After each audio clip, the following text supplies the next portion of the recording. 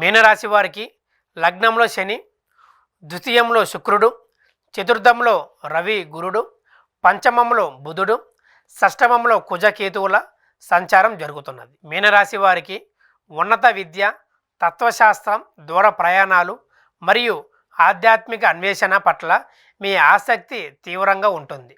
మీ నమ్మకాలు, మూలాలను లోతుగా పరిశోధిస్తారు. గురువులను, తండ్రి లాంటి వ్యక్తుల నుండి ఊహించని జ్ఞానయుక్తమైన మార్గదర్శకత్వం లేదా ఆశీస్సులు లభించే అవకాశం ఉన్నది.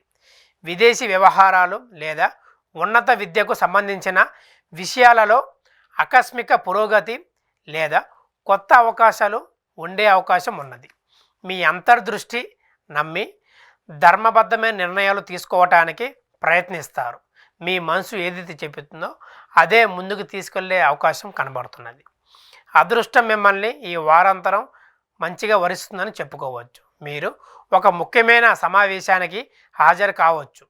పెండింగ్లో ఉన్న పని తిరిగి ప్రారంభించడానికి ఇది ఒక మంచి సమయం అని చెప్పుకోవచ్చు.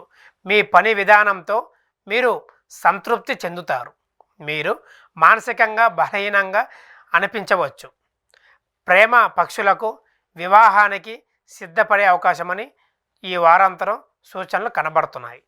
వ్యాపార వాణిజ్యవేత్తలు లావాదేవీలు విస్తరిస్తారు. ఉద్యోగాలలో సమస్యలు తీరుతాయి. రాజకీయవేత్తలు, క్రీడాకారులకు ఆశించిన అవకాశాలు దక్కించుకునే అవకాశం ఈ వారాంతరం కనబడుతున్నది. విద్యార్థులు మరింత ఉత్సాహంతో ఈ వారాంతరం చదవడం వలన మంచి మార్కులు వచ్చే అవకాశం ఉన్నది. మహిళలకు సంతోషకరమైన సమాచారం ఈ వారం అందుతున్నది. పిల్లల విషయంలో ఈ వారాంతరం చేయదగినవి: ఆధ్యాత్మిక ప్రదేశాలను సందర్శించటం, ఉన్నత విద్య లేదా పరిశోధన ప్రణాళికలు ముందుకు సాగించటం వంటిది, గురువులను కలవటం, దూర ప్రయాణాలకు వెళ్ళటం వంటివి ఈ వారాంతరం చేసే విధంగా కనబడుతున్నది. ఈ రాశి వారు చేయకూడనివి: పెద్దలతో అనవసరమైన వివాదాలు చేయటం కూడా మంచిది కాదు. సాంప్రదాయాలను గుడ్డిగా విమర్శించటం మంచిది కాదు. తొందరపాటు నిర్ణయాలు మీ యొక్క ఫ్యూచర్ని ఇబ్బందికరంగా మార్చవచ్చు. అనాలోచిత ప్రయాణాలు, ఏదైనా ప్రయాణం చేసేటప్పుడు ఒక ప్లాన్ పద్ధతిగా చేయటం వల్ల మంచి జరుగుతుంది. తెలియక ప్రయాణం చేయటం, ఆసక్తితో డబ్బు ఉందని చెప్పి ప్రయాణం చేయటం వల్ల కూడా నష్టాన్ని చేకూర్చేలాగా కనబడుతుంది. నైతిక విలువలను విమర్శించటం వలన కొంత ఇబ్బందికరంగా కనబడుతుంది మీకు.